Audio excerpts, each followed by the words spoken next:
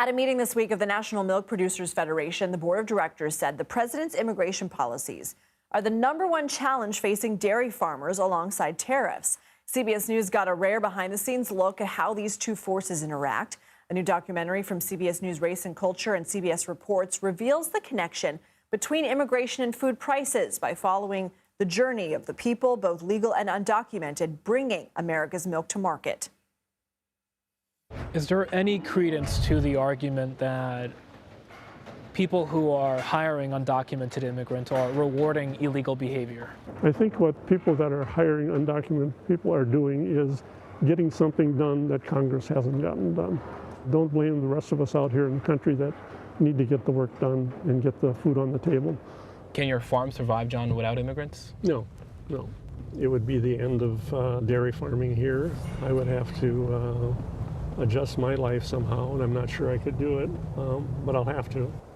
CBS News immigration and politics reporter Camilo Motoya-Galvez joins us now. So, Camilo, why are farmers like the one you spoke to hiring undocumented immigrants? Well, look, it is an open secret in Wisconsin and other states that have large presences of dairy farms that most of the workers on those farms are here illegally. They either crossed the border illegally or they came here on a visa and overstayed that visa and now are in the country without legal status. And the reason for that, we understand, is because this is grueling work.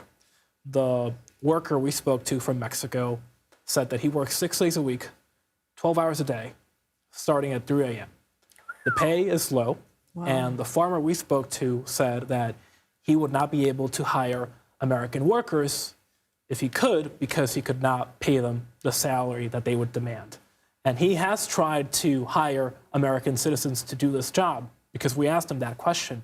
Why don't you hire American citizens? Because some people would argue that you are rewarding illegal behavior.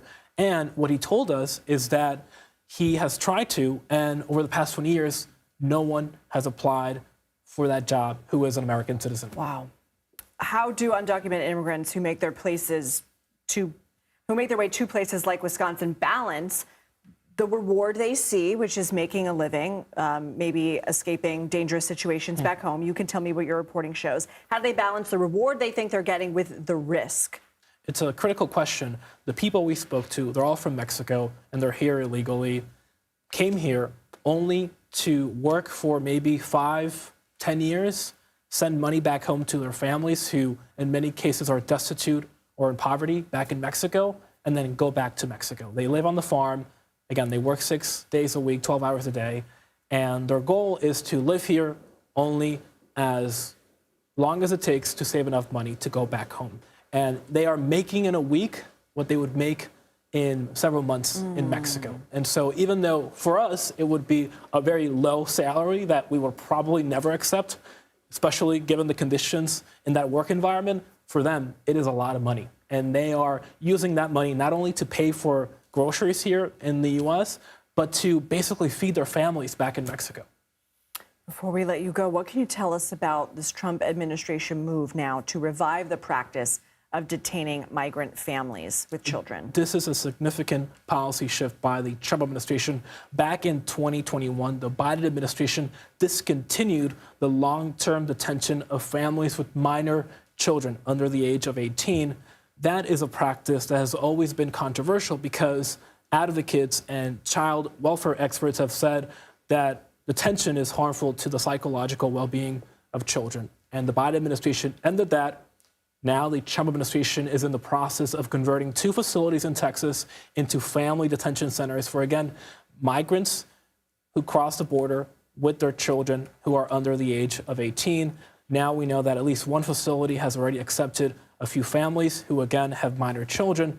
The concern, of course, from advocates is that there is no absolute place for children to be detained in the U.S. because, again, they're minors and they should not be in federal custody, according to the advocates. But the administration would argue that this is the only way to deter migrant families from crossing the border illegally. Camilo Motoya-Galvez, thank you for your reporting. And you can learn more on the connection between immigrant workers and dairy prices in the CBS Reports documentary, The Price of Milk, premiering this Sunday at 9 p.m. Eastern on CBS News 24/7 and Paramount Plus. The U.S. hit China with an additional 10% tariff on imported goods this week, on top of the 10% tariff imposed on the country by President Trump last month. China responded with retaliatory tariffs of 15% on U.S.-grown chicken, wheat, corn, and cotton. Other products like pork, beef, seafood, dairy, fruits, veggies, and soybeans will be subject to 10% tariffs. This is in addition to the 10% tariff China imposed on all U.S. goods in February. And it could be detrimental for the American farmer.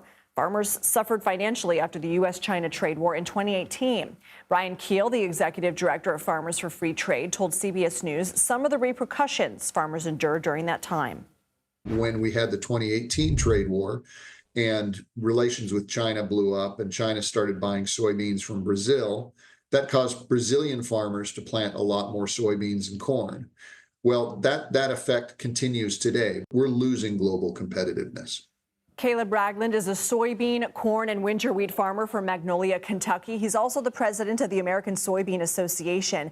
Caleb, thank you for being here. How are tariffs impacting you and your fellow farmers? Well, Lindsay, it's a great concern about the potential.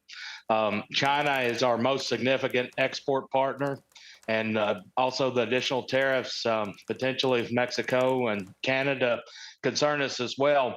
The soybean farmer is dependent on exports. About half of all we grow is exported, and without those markets, we can't survive. What about future potential tariffs? Are you worried about what could happen with the European Union or anything further with China, Mexico, or Canada?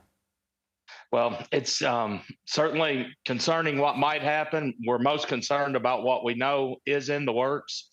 And we also have the past. The 2018 trade war was a significant pitfall for the soybean industry and agriculture in general. But the U.S. lost about $27 billion of trade to China, and of that, nearly $20 billion was losses to soybeans alone. And as a soybean farmer, that's a livelihood for my family, and the potential for the next generation to farm on my farm here in Kentucky. And that's a big deal to me, and it's a big deal to farmers all across this country. Furthermore, it's a big deal to our rural communities. Agriculture is the backbone of this country and has been for many years, and we have to keep it strong, and exports are at the root of our strength. How were farmers already hurting before this? Well, it's a complex situation of tough commodity prices and also inflationary cost of production. We're already looking at often operating in the red coming into the 2025 crop. And then when you look at taking away markets and then further inflated costs due to tariffs on products we use, the potential tariff on potash, for example, coming from Canada, that would be a 25% tax essentially on our potash. And 87% of the potash used by American farmers comes from Canada. And we're appreciative that the president delayed the tariffs with Canada and Mexico here for another month potentially. It's still not far away. And my challenge to our leadership and President Trump is let's find a way to work through these differences we have and come up with positive solutions instead of beating each other up with tariffs, which are essentially a tax on both our sales and on our cost of production. It's hitting us on both ends, and that's going to really hurt rural America and agriculture in general. So you said positive solutions. If you could get the president in a room, what would you tell him? I would encourage the president to use his strengths, his ability to negotiate positive win-win situations for both sides. Let's find trade agreements.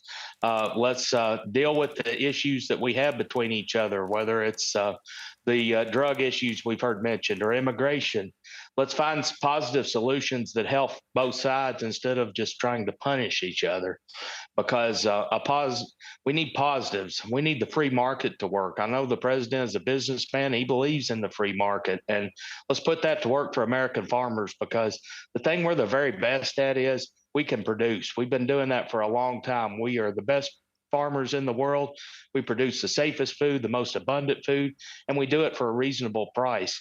And don't pin us down with tariffs that limit our ability to sell our products, because we have to have those markets in order to be profitable. Caleb Ragland, thank you for your time. You're welcome.